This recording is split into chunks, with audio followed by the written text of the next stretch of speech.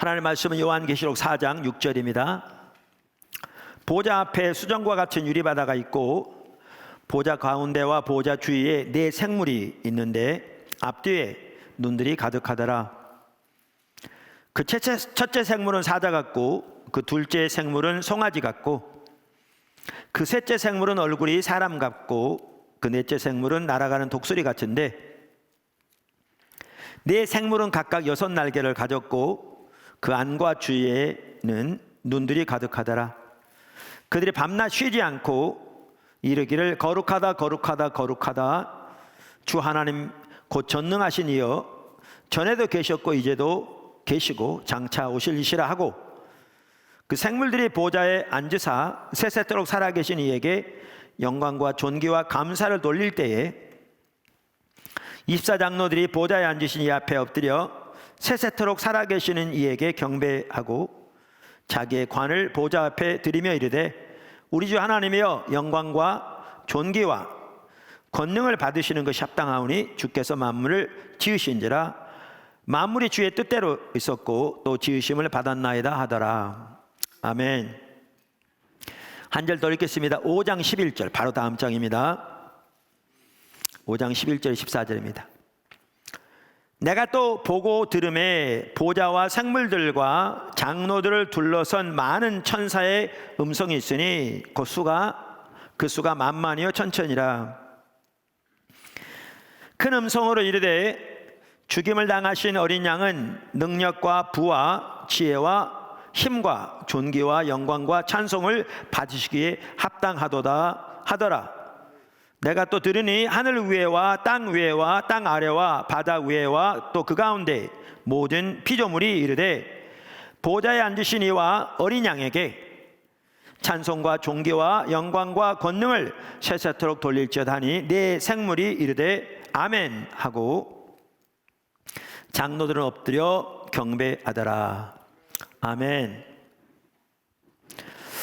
우리가 주일 낮 시간에 예배에 대해 시리즈로 살펴보고 있습니다. 늘 말씀드린 대로 예배에 대해 살펴보자마자 코로나 사태가 닥쳐서 오히려 정말 이 시대 어느 때보다도 참다운 예배를 이렇게 하나님이 살펴보면서 우리 자신을 돌아보고 진정으로 올바른 예배로 더 나아갈 수 있도록 우리를 촉구하시는 것이 아닌가 싶습니다.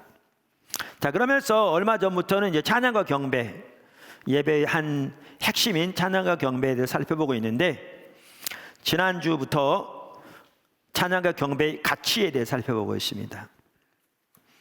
그러니까 찬양과 경배의 가치는 우리가 드리는 찬양과 경배의 배후에 놓여 있는 가치관을 말합니다. 그러니까 우리가 하나님께 찬양과 경배를 통해서 예배를 드리되 우리는 이러한 가치관, 성경에 기초한 이러한 가치관을 통해서 예배를 드리는 겁니다. 그래서 매주 이 부분을 살펴볼 수가 없고 이걸 다 기록해서 이렇게 붙여놓을 수도 없지만 저는 포도나무교회 모든 지체들이 하나님께 예배로 나올 때 이 가치관을 분명히 하나님의 말씀에 기초해서 이해하고 우리가 찬양과 경배를 통해 하나님께 예배를 드릴 때에도 이 가치관을 토대로 하나님께 그렇게 예배를 드리기를 기대하고요. 그렇게 되기를 바라고요.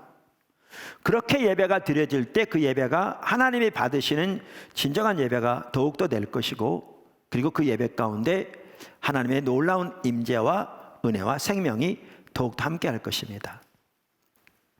사실은 이렇게 가끔 간증도 나눕니다만은 외부 분들이 우리의 예배 컨퍼런스든지 뭐 이렇게 열심히 매일 예배와 배움이든지 와서 정말 하나님의 놀라운 임재를 경험하고 정말 하나님과 놀라운 만남이 이루어지면서 이렇게 놀라워하는 경우들이 많잖아요.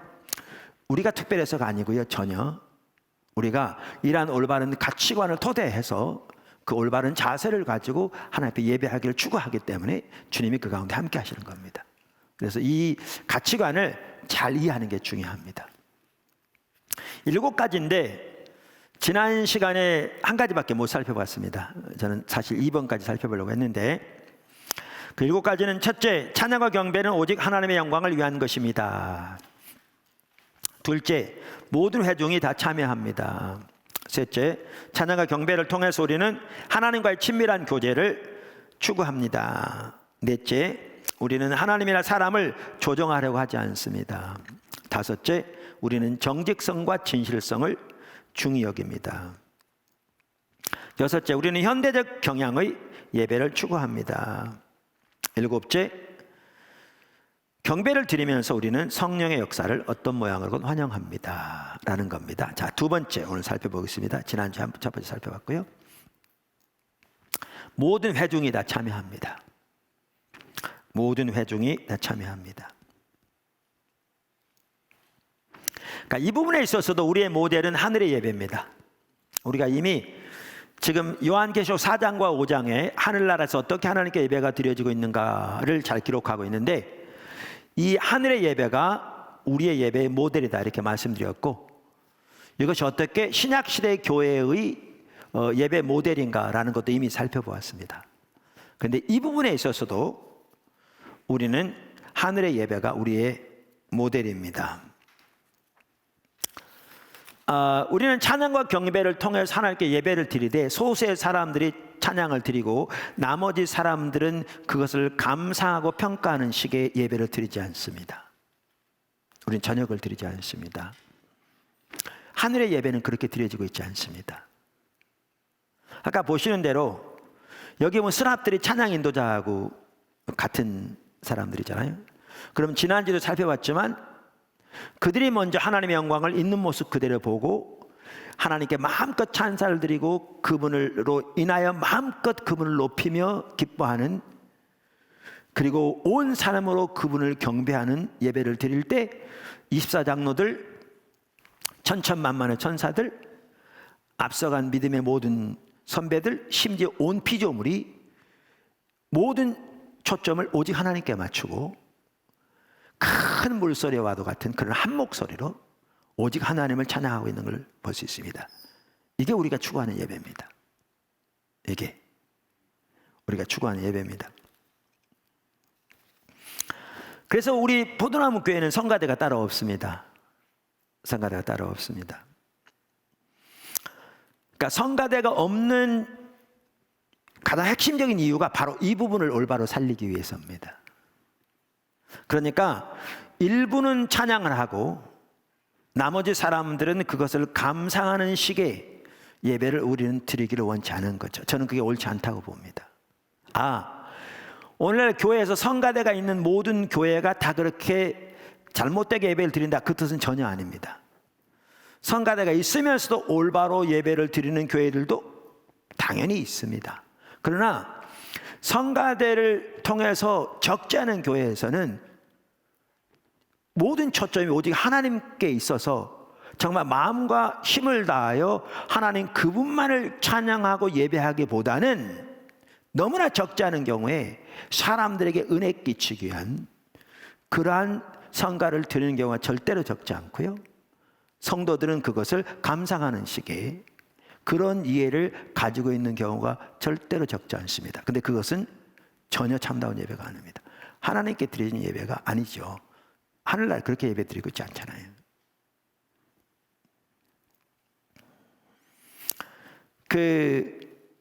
로이드 존스 목사님은 그분 책에서 이렇게 말합니다.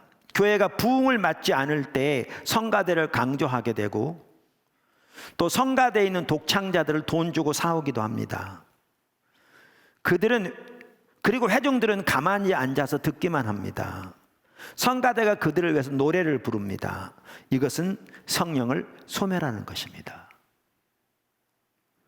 이게 60년 전에 영국 교회를 두고 한 얘기거든요. 근데 오늘 한국 와서 보고 쓴 것 같아요. 너무나 많은 경우에 이렇게 되어지면 초점이, 말로는 우리가 하나님을 예배한다고 하면서 초점이 온갖 사람에게 있는 거죠. 사람에게 있는 거죠. 제가 이렇게 말하면 어떤 분들은 그렇게 말합니다. 아니, 성경에 분명히 성가대가 나오는데 무슨 말을 하는 거냐. 그래서 어떤 분들은 성가대가 없다고 그러면 그 자체가 비성경적이고 뭐가 잘못된 것처럼 얘기하는 사람도 덜어 있기도 합니다. 그런데 여러분 들으십시오. 많은 사람들이 오늘날 성가대의 성경적인 근거로 어디를 드느냐 하면 다윗이 그 시대에 하나님의 언약궤 앞에서 하나님의 영광을 바라보고 하나님을 지속적으로 예배하도록 세운 아삽의 무리에게서 듭니다. 그러니까 출애굽기 15장에 보면 홍해 사건 이후로 너무나 하나님의 감사해서 모세의 노래가 나오고 미리암의 노래가 나옵니다. 그래서 하나님 백성들이 찬양하면서 하나님께 영광을 돌립니다. 그렇지만 찬양과 경배가 하나님께 드려지는 예배로서 본격적으로 자리 잡게 된 것은 다윗 시대부터입니다. 다윗이 먼저 그렇게 하나님을 찬양한 사람이었고요. 뿐만 아니라 다윗이 우리가 이미 살펴본 대로 하나님의 언약궤를 예루살렘에 드린 다음에 예루살렘의 언약궤를 위한 장막을 치고 거기에 드리고, 그리고 아삽의 무리들을 세워서 거기에서 하나님의 영광을 바라보며 지속적으로 하나님을 찬양하도록 했습니다. 그러니까 이들이 바로 성가대의 원조라고 할 수 있는데, 이들은 사람들 앞에서 공연하는 식으로 노래를 부르고 사람들은 그것을 앉아서 듣고 감상하는 그러한 찬양이 전혀 아니었습니다. 전혀 아니었습니다. 그 당시 언약궤는 하나님의 영광이 지상적인 임재로 머물러 있던 것인데, 그것에서 하나님의 영광을 바라보며 이 땅에서는 거울을 보는 것 같이 희미하게 볼 수 없지만 영광을 바라보며 그 하나님께 마음껏 찬사를 드리고 하나님을 마음껏 기뻐하는 예배를 드린 거죠. 그러니까 어떻게 보면 하늘나라 예배가 그대로 계시된 겁니다. 그대로 계시된 겁니다. 주님 오시기 1000년 전에. 자, 그래서 우리는 성가대를 하는 게 아니고요, 찬양팀이 한편은 성가대 역할을 하는 거죠. 한편으로는 교회 규모가 더 커지고 이것도 더 많아지면 찬양팀 중에 싱어 멤버들 훨씬 더 많이 늘릴 수 있습니다. 그러나 이때에도 우리들은 소위 말하면 찬양팀은 찬양을 하고 성도들은 앉아서 감상하는 식이 아니라 하늘의 예배처럼 이들이 먼저 하나님의 영광을 보고 하나님을 마음껏 높이며 찬양해 나가면 우리 모두가 그 인도를 따르되 하나님의 영광을 바라보며 우리의 온 마음으로 하나님을 마음껏 찬양하는 그러한 예배를 지속적으로 드리기를 우리는 추구하는 거죠. 이 말씀드린 대로 성경적인 근거는 사실 다윗이 세운 그 무리들만 하더라도 그렇고요, 하늘나라 예배를 보면 정확하게 그렇게 예배가 드려지고 있는 것을 볼 수가 있습니다. 아멘. 우리 모든 성도는 예수님의 십자가의 공로를 의지해서 각자 하나님의 은혜의 보좌 앞에 나갈 수 있습니다. 예수님 십자가 못 박혀 돌아가실 때 예루살렘 성전의 지성소 앞에 휘장이 위로부터 아래로 갈라진 것처럼 예수님이 자신의 육신을 십자가에서 찢으심으로 그 십자가의 공로로 인하여 하늘의 보좌가 우리에게 개방되었기 때문입니다.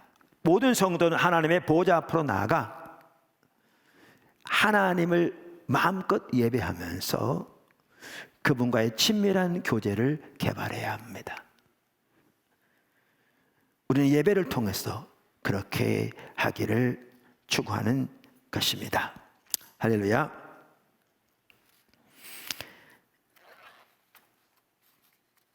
그래서 우리 같은 경우에는 그 찬양 인도자들에게 멘트를 하지 못하게 합니다. 저번에 한번 예를 들었잖아요. 찬양 사역자 한 분이 우리 컨퍼런스 한번 이렇게 담임 목사님이 가다로서 지나가면서 1시간 들렸었는데, 오래전에 가면서 하는 얘기가 거긴 사람이 전혀 보이지 않더라. 사람이 있죠, 드러나지 않더라는 얘기죠. 왜냐하면 인도자부터 모두가 오직 하나님께 초점을 맞추고 그분만 예배하기를 원하기 때문에 그런 거죠. 그러면 두 번째 말이, 그런데도 자기가 다녀본 어디보다 하나님의 임재가 강하더라. 왜? 주님을 찾으니까요. 주님을 찾으니까. 그래서 우리는 각자가 인도자의 인도를 따라갈지 몰라도 각자가 오직 십자가의 보혈의 공로만을 의지해서 하나님 보좌 앞에 나아가 하나님만을 예배하고 높이고 그분과의 친밀한 교제를 추구하기 때문에 인도자들이 중간중간 멘트를 통해서 그걸 방해하는 걸 철저히 못하게 합니다. 그렇게 하면 관심이 사람에게 있거든요. 사람이 드러나는 거죠. 예배를 위해 어떤 조정이 필요할 경우에 성령께서 불가피하게 어떤 부분을 이렇게 나누고 돌이키게 하실 예외적인 경우에 그렇게 할지 몰라도 여러분 리더들이 이렇게 하는 걸 거의 못 보셨죠. 왜요? 우리의 초점이 우리 각자가 하나님과의 친밀한 교제로 나아가 그분만을 예배하기를 추구하기 때문에 그렇습니다. 할렐루야. 세 번째, 찬양과 경배의 가치 세 번째. 우리는 찬양과 경배를 통해서 하나님과의 친밀한 교제를 추구합니다. 우리는 찬양과 경배를 통해서 하나님과의 친밀한 교제를 추구합니다. 할렐루야. 우리 신앙의 핵심은 하나님을 알고 우리의 존재를 다해 하나님을 사랑하는 하나님과의 친밀한 교제입니다. 여러분, 이거 어마어마한 겁니다. 어마어마한 겁니다. 무슨 말이냐면요, 여러분, 세상에서 종교는 어떤 건 줄 아십니까? 모든 종교는 그들이 믿는 신이 있습니다. 그러면 그들이 믿는 신이 있는데 그 신이 요구하는 희생, 그것이 종교마다 다를 수 있습니다.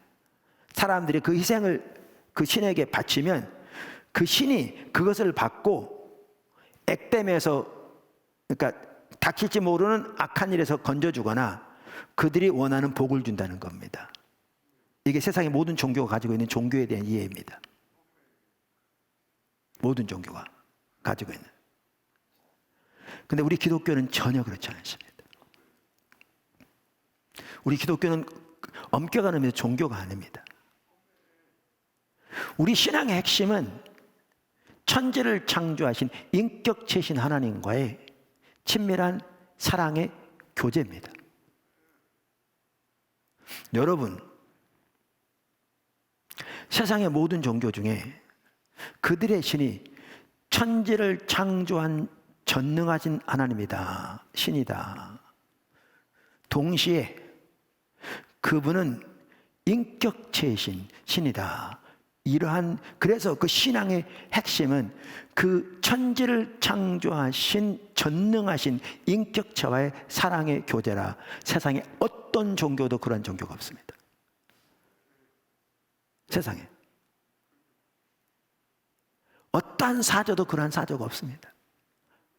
부분적으로 뭐 사랑을 표방하고 부분적으로 뭐 신이 능력이 있다고 말할지 몰라도 지금 제가 말씀드린 것처럼 그러한 신을 믿는 종교는 세상에 단 하나가 없습니다. 없습니다. 거기다가 우리 하나님은 전능하실 뿐만 아니라 사랑하셔서 말로만 사랑하신 게 아니라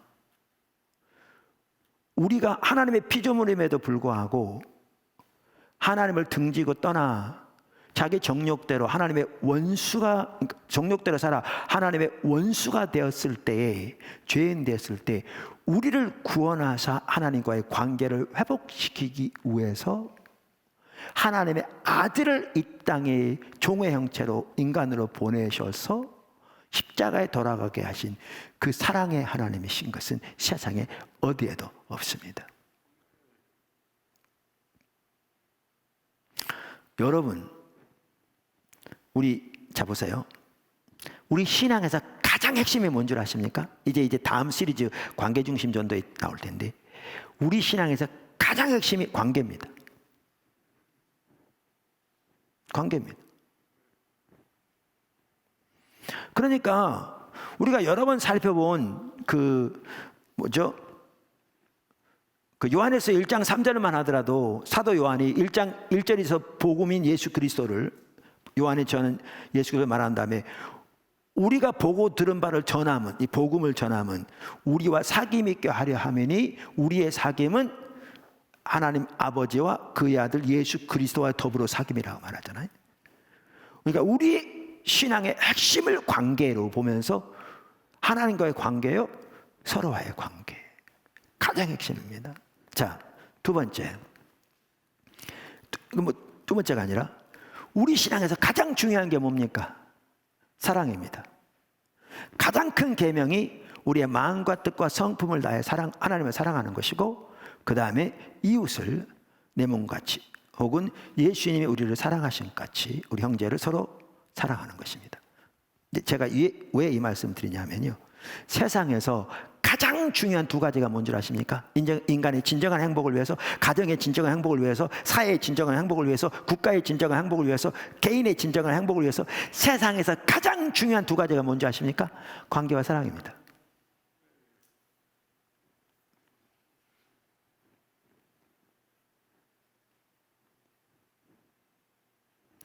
하나님의 말씀이 정확합니다.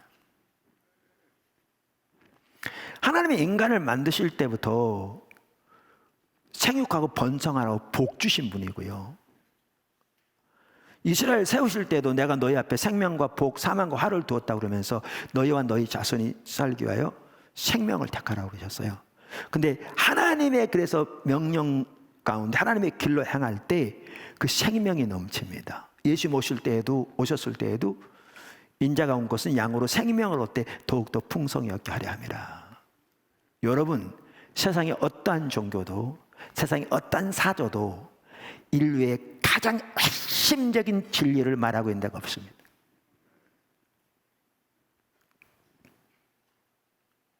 하나님이 진정한 하나님이시기에, 그리고 우리를 사랑하시기에 그 말씀이 참되고요, 그 말씀대로 행할 때 우리에게 진정한 하나님이 예배하신 그 진정한 행복, 진정한 생명, 진정한 은혜가 넘치게 되는 것입니다. 사회에서 많은 사람들이 기독교에 대해서 이렇게,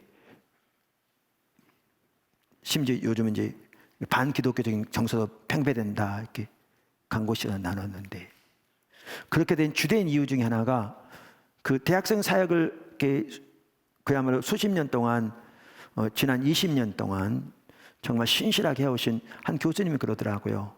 그분 말이 맞죠. 대학생 사이에 기독교에 대한 반감이 매우 심각한데, 자기가 보기에 그 원인은 몇 가지 말하면 근본적인 하나가 뭐냐, 교회 세속화라고 말이죠.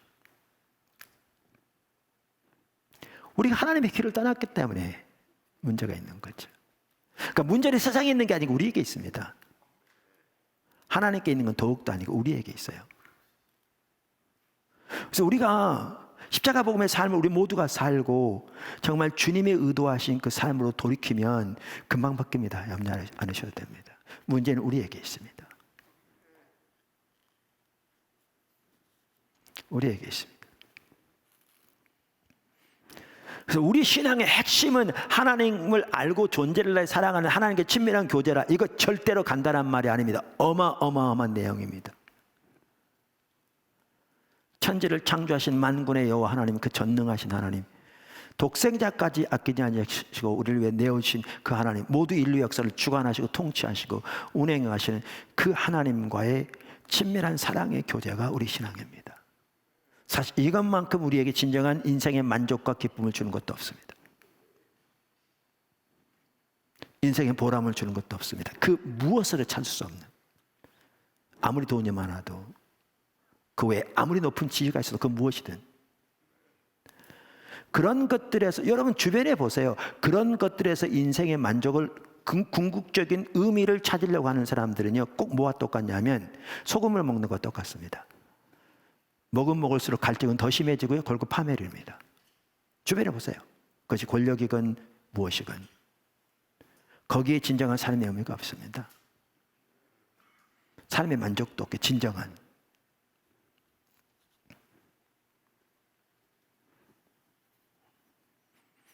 자, 그래서 이와 같이 우리 신앙의 가장 핵심은 하나님을 알고 그 하나님을 우리의 존재를 다해 사랑하는 하나님과의 친밀한 교제인데, 그래서 우리는 찬양과 경배를 통해서도 우리는 오직 하나님을 높이고 하나님을 예배할 뿐 아니라 하나님과의 친밀한 교제를 추구하는 것입니다. 하나님과 친밀한 교제를 추구하는 것입니다. 다시 말해서 하나님을 더욱 알기를 추구하고 하나님을 더욱 사랑하기를 추구합니다. 사실 우리가 이미 살펴본 대로 예배는 하나님의 얼굴을 구하여 나가는 것이거든요. 그래서 이 예배와 하나님과 친밀한 교제는 밀접한 관계가 있습니다. 그러니까 우리의 신앙의 본질, 핵심이 하나님과 친밀한 교제고요. 그래서 하나님 앞에 나아가 올바로 그렇게 하나님을 예배하며 하나님을 높일수록 하나님을 더욱더 알게 되고요. 그리고 하나님을 더욱더 알수록 하나님을 더욱 예배할 수 있게 되는 것이죠. 예배할 수 있게 되는 것이죠. 사실 제가 매일 예배 매일의 예배와 배움의 시간에 대해서도 아까도 주일에도 아까 광고 시간도 좀 나누고 그랬는데, 우리가 예배를 통해서 이렇게 올바로 하나님을 찬양함으로 올바른 가치 가운데 하나님을 올바로 예배해 나가면 이것이요 하나님과의 친밀한 교제를 영어로 그러니까 cultivate, 배양시켜줍니다. 여기 나무가 있다면 빼앗은 나무가 말라가면 거름을 주고 물을 줘야 되잖아요. 그럼 나무가 살아나잖아요. 다시 이렇게 파랗게 되고 이렇게 자라게 되잖아요. 지금 우리 오전 10시 매일의 예배와 배움만 하더라도 성도들이 매일 주님을 찾는 그런 자세로 오는 거잖아요. 그러니까 하나님은 우리의 마음의 자세를 보이는데 주일날만 하더라도 대부분의 우리 포도나무 지체들 같은 정말 주님을 사모해서 오죠. 또 특별히 지난 한 달 동안 오고 싶어도 못 올 상황이어서 정말 이렇게 오늘 여기 빨리 왔는데도 본당에 들어오지도 못하고 자리가 있는데도 제한이 있으니까 막 여기 흩어져 있어서 드리면서도 사모함으로 오니까 좀 다른데, 근데 모든 성도들이 사모함으로 오진 않을 거거든요. 대부분 그렇지만 또 집에서 나름대로 예배 드리는 분도 있을 것이고 등등. 뭐 집에서 예배 드리는 모든 분들이 사모함이 없다는 얘기는 아니고요. 그런데 월요일부터 있는 그 매일의 예배와 배움의 시간은 의무적으로 온 분은 아무도 없거든요. 왜냐하면 그게 의무적으로 할 필요가 없는 일이거든요.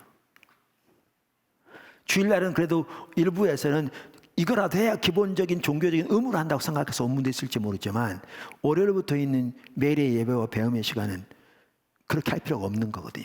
그러니까 모두가 하나님을 찾아서 온 거거든요. 그러니까 벌써 다릅니다, 분위기가. 물론 주일날 매우 함께 하십니다만은 그렇게 주님을 집중적으로 찾아가면서 아까 제가 말씀드렸잖아요. 사람들이 막 살아나는 게 보인다고. 왜? 그렇게 하나님 앞에 예배로 나갈 때 그 예배 가운데 하나님이 임재하시고 하나님의 사랑이 더 깨달아지고 우리 마음속에 하나님의 그 위대하심이 더 깨달아지고 우리의 죄됨도 보여지고 하나님의 합당치번의 자세를 보여지고 그러면 돌이키면서 주님의 은혜가 부어지고 그러면서 우리의 영혼이 살아나는 거죠. 놀라웠게. 찬양과 경배는 하나님과 친밀한 교제를 배양시켜줍니다. 걸음을 주고 물을 주는 것 같습니다. 올바로 드려질 때. 근데 반면에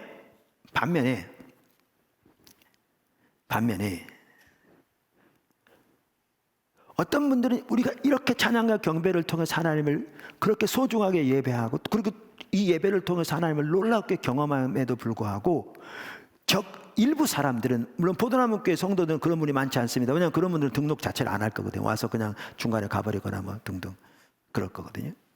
그런데 이러한 예배를 이렇게 힘들어하는 사람들이 있습니다. 왜 그런 줄 아십니까?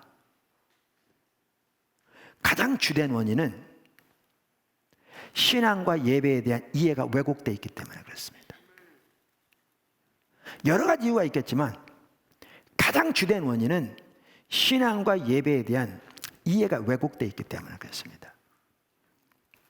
무슨 말이냐? 우리의 신앙을 전통적으로 내려오는 몇 가지 종교적인 의식을 행하고 절차를 행하는 것으로 이해하는 사람들, 이건 전혀 잘못된 이해죠. 예배만 하더라도 정해진 순서를 따라, 전통적으로 내려오는 정해진 순서를 따라 그 절차를 그저 정성을 다해 마치고 돌아가면 그것이 예배인 것처럼 이해를 가지고 있는 사람들, 그리고 이거라도 해야 기본적인 의무를 하는 것이고 아까도 말씀드린 대로 이거라도 해야 일반 종교적인 그 종교에 대한 이해가 뭐라고요? 그들의 신이 있고 그들의 신이 요구하는 희생들이 있는데 다 다를 수 있습니다. 그 희생이라도 해야 액땜을 하고, 그러니까 악한 일을 닥칠 수 있는 것을 막아주고 그 신이 자기가 원하는 것을 채워줄까, 이게 종교입니다. 이게. 근데 우리 신앙은 전혀 그런 의미의 종교가 아닌데 아까도 말씀드린 대로 소위 예수 믿는다고 하는 사람들 중에 일부는 신앙을 그런 식으로 이해하는 거죠. 그래서 종교적인 의무 중에 하나가 주일날 빼놓지 않고 나와서 정해진 순서를 따라서 그저 정성을 다해서 그걸 마치고 돌아가면 그것이 예배고, 이 기본적인 것을 해야 아까 나눈 대로 혹시 닥칠지 모르는 악한 일에서 우리를 건져주고, 우리가 원하는 바를 이루어지고, 우리가 복을 주고, 우리의 목표를 성취해주는 그런 이해를 가지고 있는 사람들은 이 경배를 견디지 못하는 거죠. 뭐 찬송 한 번 하는 건 괜찮아. 근데 무슨 놈 찬송은 30분이나 하냐? 한 번 했으면 됐지. 뭐 한 걸 또 하고 또 하냐? 견디지 못하는 거죠. 왜? 이해가 잘못되기 때문에 그렇습니다. 여러 가지 이유가 있지만, 뭐 하나님께 관계 소외하자는 죄라든가 등등 여러 가지가 있지만, 가장 근본적인 원인 중에 하나가 뭐냐면 신앙에 대한, 그리고 예배에 대한 이해가 왜곡되어 있기 때문에 그렇습니다. 그거 바뀌어야 합니다. 견뎌하지 못하는 거죠. 그러니까 빈익빈 부익부 같더라고요, 이게. 제가 이렇게 쭉 목회하면서 보니까. 그러니까 우리의 신앙을 하나님과 올바른 친밀한 교제로 이해하고, 그분을 알고 그분의 영광을 보고 그분의 뜻을 알아 그 가운데 함께 하기를 추구하고, 그분께서 행하신 그 아름다운 너무나 소중한 일들, 우리의 구원 창조부터 시작해서 날마다 함께 하신 은혜 등 하나님께 마음껏 찬사를 드리고 그분의 그 영광을 인하여 그분을 마음껏 기뻐하는, 그래서 그분과 함께 추구해서 마음껏 높이는, 올바로 주님을 찬양하고 높이고 예배하기를 기뻐하는 이런 사람들은 그 시간 가운데 하나님의 임재가 함께 하시고 하나님의 마음과 우정이 더 빚어지고 하나님의 사랑이 더 부어지고 하나님의 그 계획이 더 선명히 인식되고 나를 향한 하나님의 약속이 주어지기도 하고, 그 일들을 하나님께서 내 삶 가운데 행하고 계신 게 너무나 보이고, 은혜로 내 삶을 통해서 또 내 삶 가운데 가족들 가운데 베풀고 계신 은혜를 크니까 더 예배하게 되는 거죠. 하나님과 친밀한 교제가 배양된다니까요. 근데 아까도 말씀드린 대로 신앙에 대한 왜곡되어 있는 사람들은 이 찬양 자체를 통해서 하나님 예배하는 걸 전혀, 그러니까 와서 정해진 순서를 하는 건 괜찮은데 이렇게 하나님 예배하는 것은 익숙하지 않은 거죠. 뿐만 아니라 의도적으로 주님을 찬양하려고 하는 자세부터 없는 거죠. 수동적으로 나와서 그렇게 하다 보니까 하나님과 관계가 잘 안 돼 있는 거죠. 그러니까 더 안 되죠. 더 예배가 안 되죠. 더 안 되죠. 악순환인 거죠.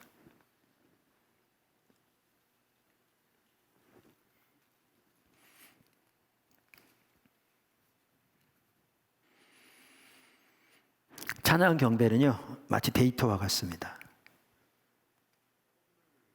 데이트는 오직 두 사람을 위한 거잖아요. 그러니까 이 말은 찬양과 경배는 하나님을 위한 것이기도 하지만 나 자신을 위한 것이다, 그런 뜻은 전혀 아닙니다. 찬양 경배는 예배로서 오직 하나님의 영광을 위한 것입니다. 그럼 이 말은 뭐냐? 찬양과 경배는 오직 하나님과 나 사이의 일이라는 겁니다.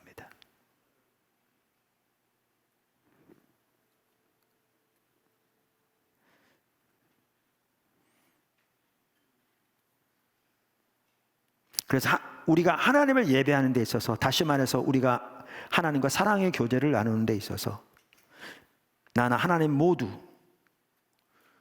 나와 하나님 사이에 아무도, 그리고 아무것도 끼어들기를 원치 않은 거죠. 그래서 하나님 우리 모두의 예배를 동시에 받으시기도 하지만 그 시간을 통해서 하나님과 우리와의 개인적인 예배를 받으시기를 원하신 거죠. 단둘이의 사랑의 교제가 이루어지기 원하신 거죠. 하나님 능히 그렇게 하실 수 있습니다. 하나님이시기 때문에.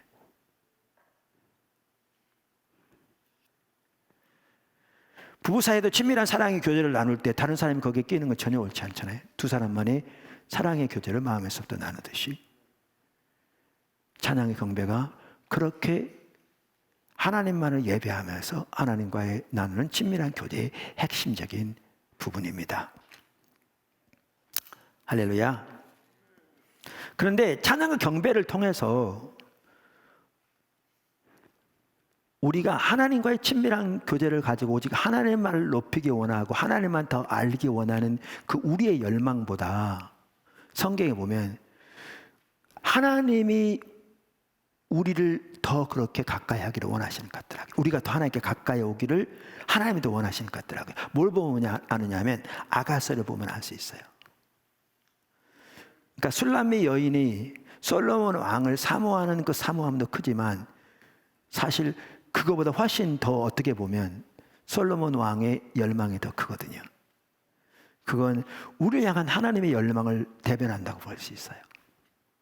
우리의 예배를 그렇게 받으시기 원하시는, 그리고 우리의 예배를 통해 그렇게 우리와 교제하기 원하시는, 우리와의 단둘이 모든 회중 가운데 함께 할지라도 단둘이 교제하기 원하시는. 할렐루야. 자, 근데 여기 이제 중요한 게 있습니다. 이렇게 우리는 찬양과 경배를 통해서 하나님과 친밀한 교제를 추구합니다. 무슨 말 이해하시겠죠? 자, 추구하는데 이렇게 하나님과의 친밀한 교제를 추구하려면 중요한 한 가지가 있습니다. 우리 편에서. 그게 뭐냐면 우리의 마음을 열고 어린아이처럼 하나님 앞에 나가야 합니다. 다시 말합니다. 우리의 마음을 열고 어린아이처럼 하나님 앞에 나가야 합니다. 할렐루야. 자, 그거를 좀 둘로 나눠 설명하겠습니다. 먼저 찬양과 경배를 통해서 하나님과의 친밀한 교제를 추구하기 때문에 우리는 먼저 어린아이처럼 하나님 앞에 나가야 합니다. 누구처럼 나가야 한다고요? 어린아이처럼 나가야 합니다. 예수님께서는 여러 곳에서 천국은 어린아이와 같은 사람들을 위한 것이다 이렇게 말씀하셨습니다. 한 예를 들어서 마태복음 19장 14절, 예수께서 이르시되 어린아이들을 용납하고 내게 오는 것을 금하지 말라. 천국은 이런 사람의 것이니라. 그뿐만 아니라 마태복음 11장 25절, 18장 3절, 마가복음 10장 15절 등에 보면 천국은 어린아이와 같은 사람들의 것이라는 것을 반복적으로 말씀하셨습니다. 그러니까 우리가 하나님 앞에 예배로 나갈 때에도 우리에게 중요한 한 핵심이 뭐냐면 우리는 어린아이처럼 나가야 합니다. 친밀한 교제를 추구하기 위해서도 매우 중요한 부분이에요.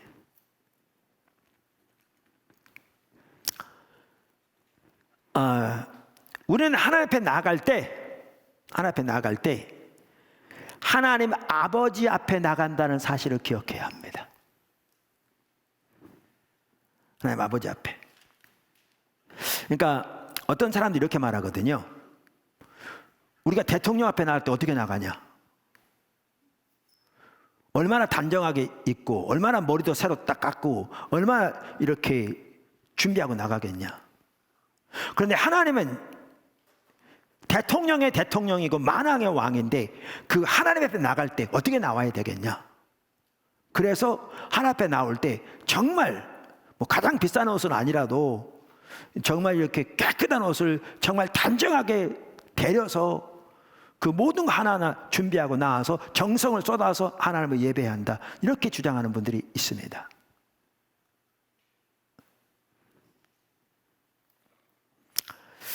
근데 우리는 기억해야 합니다. 하나님은 만왕의 왕이세요. 대통령의 대통령이세요. 근데 그분이 우리의 아버지세요.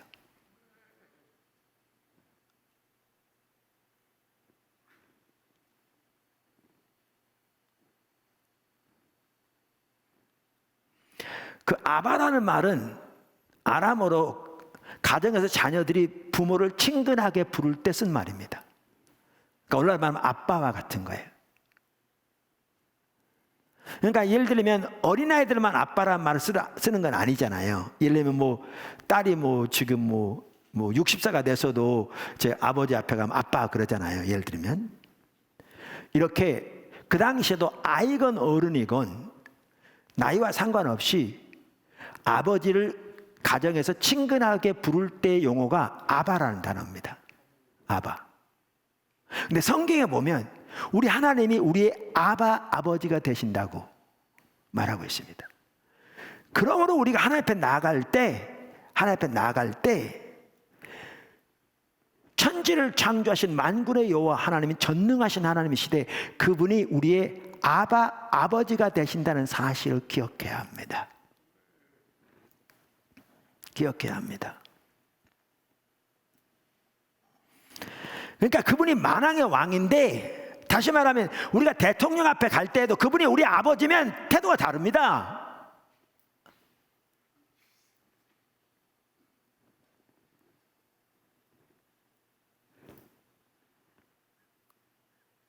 그러니까 함부로 한다는 얘기가 아니죠. 제가 왜 이걸 자꾸 반복적으로 말씀드리냐면요, 그러니까 하나님 앞에 나가는 예배를 방해하는 요소도 여러 가지 있잖아요. 일부는 뭐 이제는 살펴봤고, 근데 지금 우리나라 환경에서 제가 보기에는 하나님 앞에 올바른 예배를 드리는 것을 방해하는 한 핵심적인 요소는 특별히 남자들에게 이게 더 강한데, 유교적인 사고에서 나온 외적인 경건과 체면의 문화라고 생각합니다.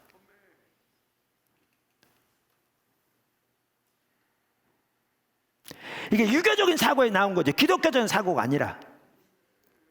그래서 아까 말씀드린 대로 대통령 앞에 나갈 때도 함부로 하겠냐? 그런데 하물며 대통령 앞에 나오는데, 문제는 뭐냐면 그러한 유교적인 사고를 가지고 나오니까 체면이 강조되고 외부적인 모양이 강조되는 거죠. 하나님과의 교제나 중심은 전혀 안 다뤄지는 거죠.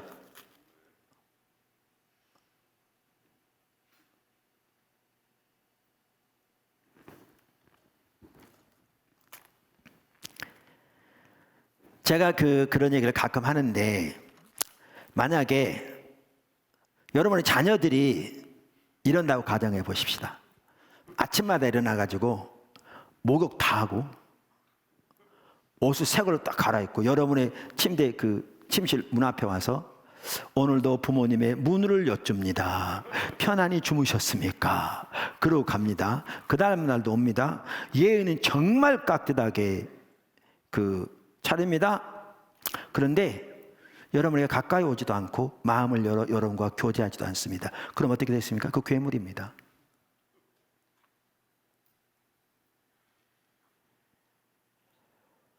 근데 오늘날 하나님께 예배하는 하나님의 백성들 중에 그렇게 하는 사람들이 절대로 적지 않습니다. 그리고 아까도 말한 대로 그것을 참된 예배라고 생각합니다. 이거요, 성경에 나온 게 아닙니다. 그거 유교적인 사고입니다. 경건의 모양을 외부적인 모양에 두는. 우리는 하나님 앞에 그러니까 어린아이처럼 나가야 되는데, 친밀한 교제를 위해서뿐만 아니라 참다운 예배가 되기 위해서 이에 대한 좋은 예가 다윗입니다. 우리가 잘 아는 대로 다윗은 누구보다 하나님을 예배했던 사람이잖아요. 누구보다 하나님은 찬양으로 예배했던 사람이잖아요. 시편 전체가 하나님께 대한 찬양이잖아요. 자신도 하나님을 찬양하는 자로 소개하고 있거든요. 시편 3회라 23장에. 뿐만 아니라 찬양을 하나님께 대한 예배의 중요한 형식으로 도입한 것이 다윗이잖아요.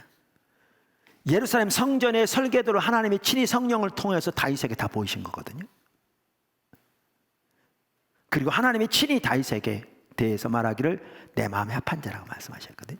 근데 그 다윗의 예배하는 모습 보셨어요? 찬양한 모습 보셨어요? 어린아이처럼 합니다. 하나님께만. 어디서 볼 수 있느냐 하면 사무엘하 6장 20절에도 볼 수 있어요. 20절 이하. 그 언약궤를 이제 예루살렘으로 가져올 때 사건이에요.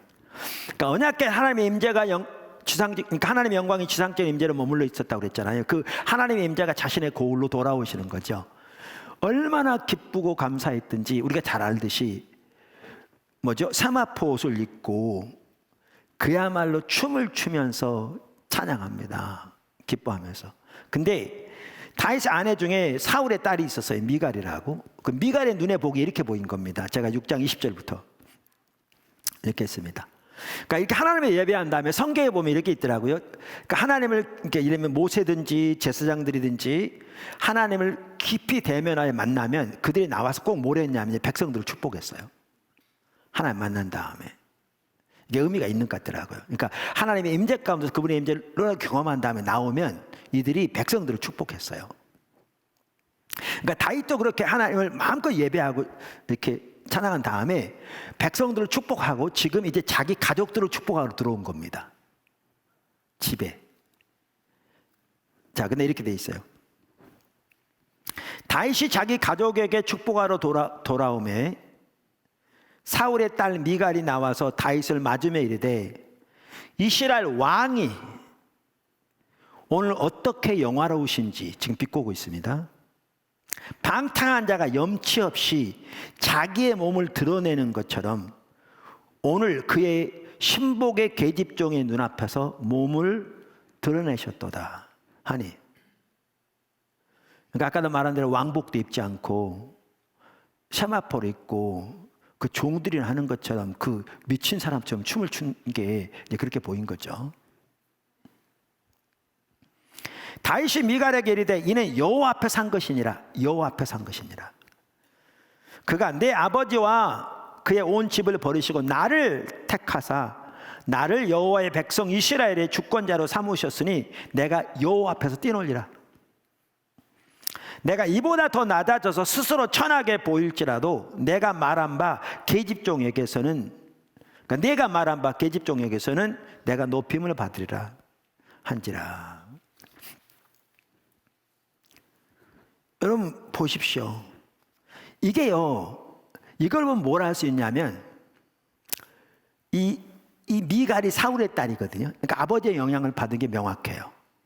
그러면 우리가 이건 가정이긴 합니다만은 성경 전체적인 내용을 보면 얼마나 유추해 볼 수 있는데, 만약에 사울은 언약궤를 가져오지도 않았습니다. 왜냐하면 관심도 없었습니다. 이런 일에 자기 명예만 관심 있었지. 근데 만약에 사울이 언약궤를 가져왔다면 사울이 이렇게 했을 겁니다. 제일 높은 자리에 가장 화려한 왕복을 입고 높은 자리에 앉아서 이 모든 걸 주도했을 겁니다. 사울도 재물이 많으니 그날 하나님께 많은 재물을 드렸을 겁니다. 사람들은 그랬죠. 사울 왕이 이 많은 재물을 드려서 하나님께 영광을 돌릴 뿐만 아니라 우리 모두에게도 나눠 먹게 하셨습니다. 그랬을 겁니다. 이게 사울입니다. 체면과 채통이 중요한 거죠. 하나님께 예배가 아니라. 근데 다윗은 거기에 관심 없습니다. 여호와 앞에서 어린아이처럼, 왕이 어린아이처럼 예배하는 거죠. 그러니까 자기 아내가 사울의 딸이 이렇게 말한 거죠. 여러분 축복하러 왔는데 그렇게 말함으로써 여기 그 마지막 제가 안 읽은 23절에 뭐라고 줄 아십니까? 그러므로 사울의 딸 미갈이 죽는 날까지 그에게 자식이 없느냐. 이게 뭔 얘기인지 아십니까? 하나님의 신임이 끝났다는 겁니다. 어쩌면 다윗은 그 뒤로 미갈의 집에는 안 들어갔을지 모릅니다. 이 내용을 보면.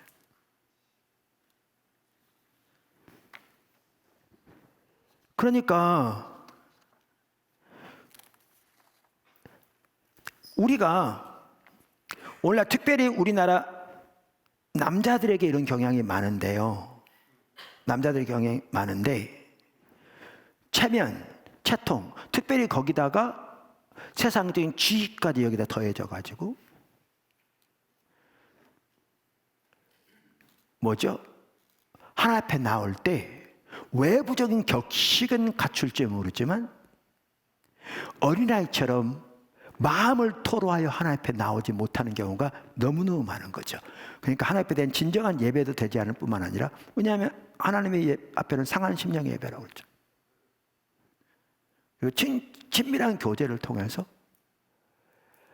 하나님과의 깊은, 그러니까 예배를 통해 하나님과의 깊은 친밀한 교제 가운데 못 나가는 주된 이유 중 하나가 거기에 있는 거죠. 그래서 어린아이처럼 나오셔야 합니다.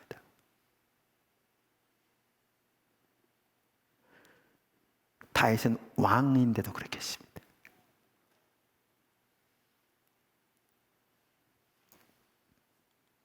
이길수 목사님 참 지혜로워요. 그한테 그 화순에서 목회하실 때 성도들의 평균 연령이 엄청 높잖아요. 시골이니까. 그러니까 그 교회에서는 식사를 해도 65세 이하가 안 되면, 65세 이상이 안 되면 식사를 안 타더래요. 자기가 일부 스스로 타가야 돼요. 왜냐하면 아직 젊어요. 그런데 가끔 이제 그렇게 설교할 때 그러셨대요. 올해 연세가 어떻게 되셨죠? 얼마나 그러면 하나님 연세는 얼마나 되셨을까요? 왜냐하면 너무나 적지 않은 사람들이 하나님 앞에 나올 때 어른 행세하고 나오려고 그러거든요.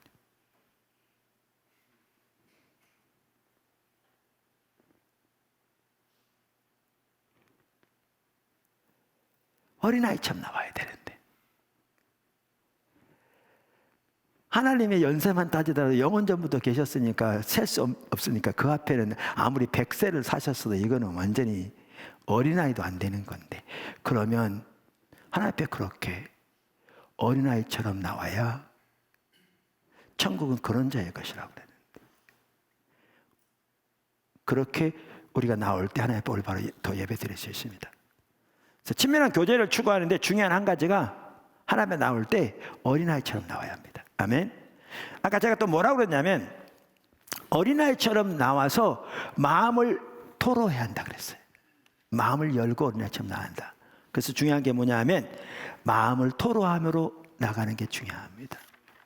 마음을 토로함으로 나가는 게 중요합니다.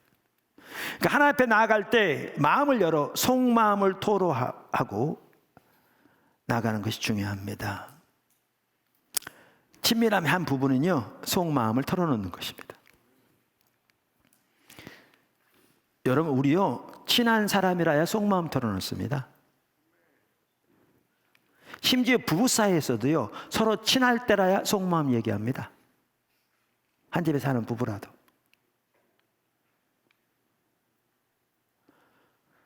저는 이제 그 성도들의 삶을 많이 이렇게 개별적으로 이렇게 가까이서 보지는 못합니다만은 부부남 지체들 대부분 다 잘하고 있는 것 같아요. 근데 가끔 가다가 부부 사이인데도 자기의 깊은 속마음을 서로 나누지 못하는 부부들이 가끔 있는 거 보고 깜짝 놀랍니다. 어떻게 부부 사이에 그럴 수 있나 싶어서요. 그러니까 그만큼 덜 친하다는 거죠.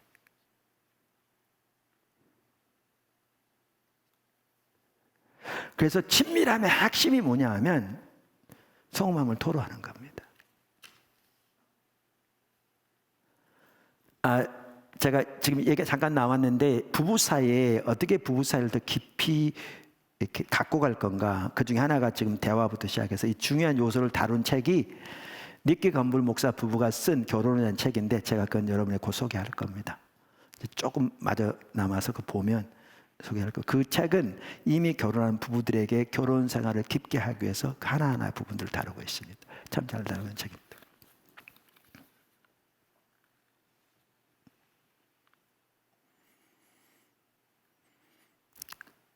여러분 다윗 다시 보십시오. 다윗의 시편 보십시오. 그러니까 다윗의 시편들은 그가 하나님을 예배한 찬양들이었잖아요. 그런데 그 시편들을 보면 다윗은 그 속에서 그의 기쁨, 환희, 감사, 낙심, 좌절, 고민, 때로는 분노, 아픔 등 그의 모든 속마음을 하나님께 그대로 토로하고 있습니다. 그리고 우리가 잘 아는 대로 그는 누구보다 하나님과 친밀한 교제 가운데 살았던 사람입니다. 그래서 우리가 찬양과 경배를 통해서 우리 배우고 있는 가치관 중에 하나가 하나님과 친밀한 교제를 추구하는데, 오직 하나님만 예배하는 가운데 추구하는데, 여기에 중요한 것은 우리가 어린아이처럼 마음을 열고 하나님 앞에 나아가 우리의 속 깊은 곳에서부터 하나님께 우리의 마음을 열고 우리의 깊은 감정을 주님께 토로하고 그분을 예배하는 그 삶을 우리가 배워가야 합니다. 특별히 남자분들 그러니까 여자 성도님들도 잘하는데 대체적으로 다는 아니지만 우리 남자 성도는 반드시 이 부분에 자라나야 합니다. 사울처럼 나오면 안 됩니다. 바리새인처럼 나오면 안 됩니다. 유교적인 문화에 기초해서 그렇게 외부적인 모양, 그러니까 외부적인 모양 아무렇게나 하고 오라, 뭐 샤워도 안 하고 이런 차원은 아니죠. 지금 제 말은 그게 아니잖아요. 그러한 외적인 경건이 아닌 정말 어린아이처럼 중심을 다해 하나님을 추구함으로 나아 마음을 열어 우리의 마음을 토로하며 그분을 높이는 찬양을 드려야 합니다. 그걸 통해서 우리는 하나님과 친밀한 교제 가운데 더 나아갈 수 있습니다. 제가 지난주에 1번, 2번을 살펴보고 오늘 나머지를 다 살펴보려고 했었거든요. 근데 나누다 보니까 지난주에 하나밖에 못 살펴봤습니다. 사실 오늘 나올 때는 나머지는 다 살펴보려고 준비를 해왔는데 제가 일부 예배 설교하다 보니까 여기까지밖에 못 하겠더라고요. 그래서 다음 주는 다 마칠 수 있을 것 같습니다. 오늘 여기까지만 좀 살펴보려고 합니다. 그래서 오늘은 특별히 두 가지를 살펴봤습니다. 그 찬양과 경배의 가치에서 회중이 다 참여합니다. 또 하나는 찬양과 경배를 통해서 우리는 하나님과의 친밀한 교제를 추구합니다. 그래서 여러분들이 이러한 가치를 이해하고 성경적인 가치를 이해하고 그렇게 하나님 앞에 예배로 더 나아감으로 이렇게 여러분의 예배가 더 깊어지고 또 그래서 교회 예배가 더 깊어져서 하나님이 기뻐하실 뿐만 아니라 우리 가운데 더 마음껏 운행하시는 복된 예배가 되기를 주님의 이름으로 축원합니다. 기도하겠습니다. 반지가 좀 나오시고요. 우리 기도할 때 이렇게 한번 했으면 좋겠습니다. 제가 일부 예배 때도 그랬는데 오늘 말씀을 생각하시면서 자신을 비춰봤으면 좋겠어요.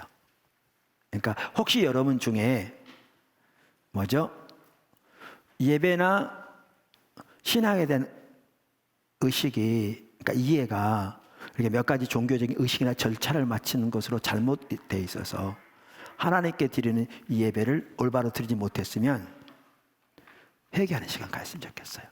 주님의 은혜를 구하는. 근데 사실 이게 이율배반적인 거 아세요?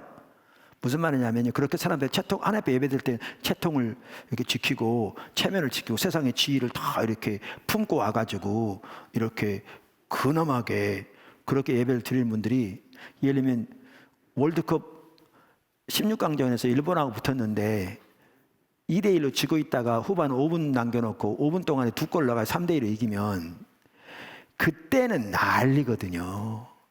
난릴 거거든요. 뭐 소리를 지르고 벙벙 뛰고 뭐 난리겠죠. 그러면 하나님이 축구공보다 못합니까?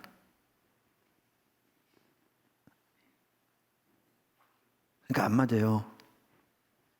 그래서 그런 부분에서 회개하고요. 또 다른 부분 이렇게 말씀을 이렇게 생각하면서 보여지면 이렇게 하나님 앞에 돌이키고 주님의 은혜를 구하고 그런 시간 잠시 좀 가졌으면 좋겠습니다.